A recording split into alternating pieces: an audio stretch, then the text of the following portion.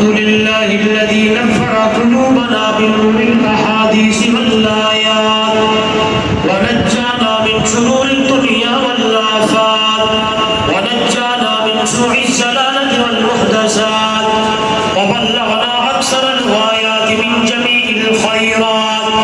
باتباع سنة أفضل الرسل أفضل الكائنات صاحب التاج والمعراج الذي اسمه مكتوب في الإنجيل والتوراة ناسخ الملل والأديان قاتل المشركين بالسيف والسنان أرسله الله إلى الناس بالحق بشيرا ونذيرا وداعيا إلى الله بإذنه وسراجا منيرا أما بعد اعلموا أن الدنيا دار دائرة ولذتها فانية وطاعتها باقية إخواني بدن زعيم وبحر عميق ونار حريق وميدان عديل والقيامة قريب والحاكم رب جليل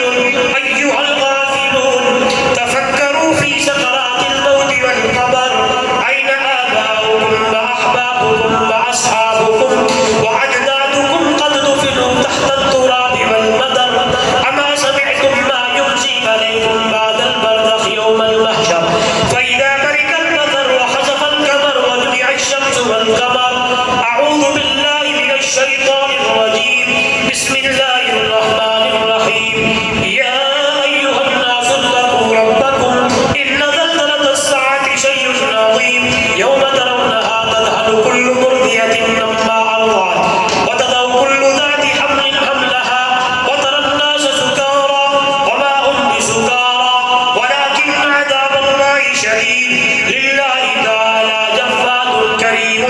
ملك بر رؤوف رحيم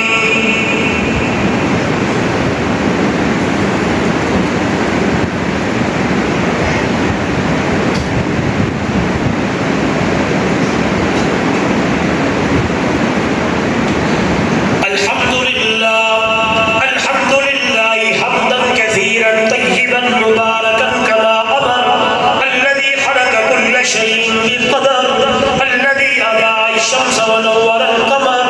وخلق الجنة للمطيعين وللعاصين السقر وغفر ذنوب المستغفرين لا سيما بسهر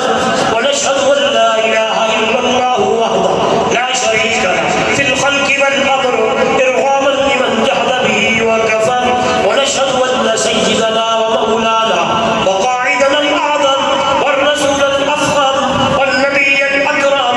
لا نبي بعده ولا رسول بعده ولا معصوم بعده ولا أمة بعد أمته والصلاة والسلام على رسوله محمد وعلى آله وأصحابه أجمعين خصوصا على أبي بكر الصديق رضي الله تعالى عنه وعمر بن الخطاب رضي الله تعالى عنه وعثمان بن عفان رضي الله تعالى عنه وعلي بن أبي طالب رضي الله تعالى عنه وعلى السيدين السندين الشهيدين الإمامين الهمامين أبي محمد الحسن وأبي عبد الله الحسين رضي الله تعالى عنهما وعلى سيدات الطاهرات الأربع بنات النبي صلى الله عليه وسلم